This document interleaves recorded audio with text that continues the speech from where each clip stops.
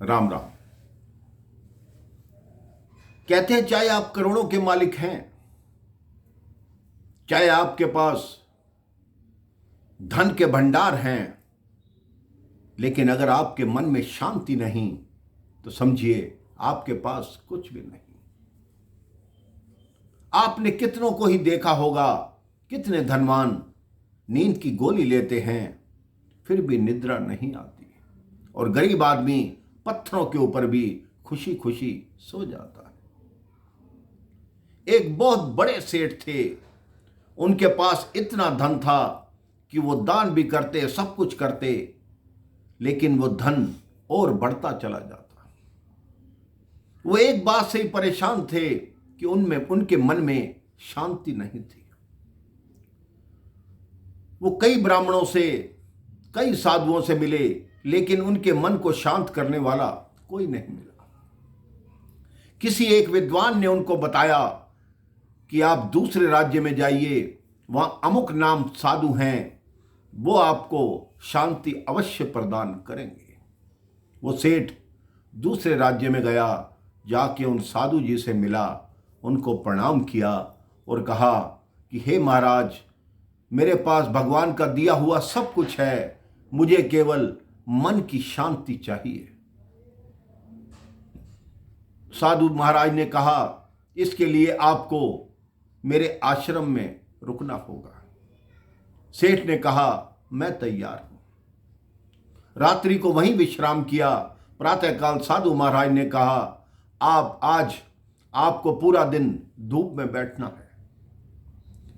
गर्मी के दिन थे, वो सेठ को धूप में बिठाया और साधु महाराज खुद छाया में बैठे रहे।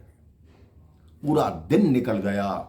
सेठ सोचता रहा कि ये कैसा साधु है, मैंने तो सोचा था कोई मंत्र बोलेगा, कोई मंत्र देगा, कोई ताबीज देगा जिससे मेरे मन को शांति मिलेगी, इसने तो धूप में बिठा दिया।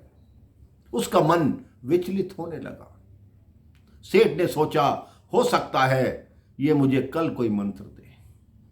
अगले दिन प्रातः साधु ने कहा आज आपको पूरा दिन अन्न ग्रहण नहीं करना। सेठ बिना अन्न ग्रहण किए घूमता रहा और साधु बाबा 56 भोग का भोग लगा रहे। सेठ के मन में बहुत बात आई कि ये क्या, मुझे कुछ खाने को नहीं दे रहा और खुद 56 भोग खा रहे हैं। रात में सेठ को नींद नहीं आई, पेट में चूहे कूद रहे थे क्योंकि अन्न का एक दाना नहीं गया था। उसने कहा यहां मेरे मन को शांति नहीं मिल सकती, इसलिए मुझे कल प्रातः ही यहां से निकलना है। सेठ प्रातः अपने कपड़े बांधकर चलने को तैयार हुआ। रास्ते में साधु महाराज मिले कि सेठ कहां जा रहे हो? सेठ ने कहा आपने मुझे शांति प्रदान नहीं की। साधु महाराज ने कहा मैंने 2 दिन में तुझे इतना दिया, लेकिन तूने लिया ही नहीं।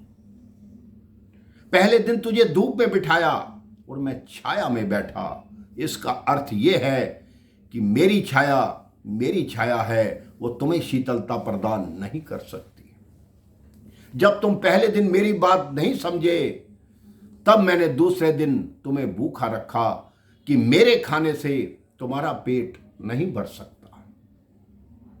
अब मैं तुम्हें यह कहना चाहता हूं, उसी तरह मेरी साधना, मेरी तपस्या तुम्हारे मन को शांत नहीं कर सकती। इसके लिए तुम्हें खुद ही प्रयत्न करना होगा, खुद ही साधना करनी होगी, खुद ही परमार्थ करना होगा, तभी तुम्हारे मन को शांति मिलेगी, तभी तुम्हारा मन शांत रहेगा, तभी तुम्हारा मन सच्चे तरह से परमात्मा में लगेगा।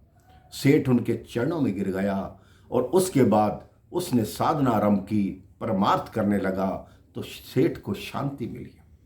आप भी अपने जीवन में प्रभु की साधना कीजिए, प्रभु की भक्ति कीजिए, देखिए आपके मन को भी शांति मिलेगी। राम राम, जय श्री राम।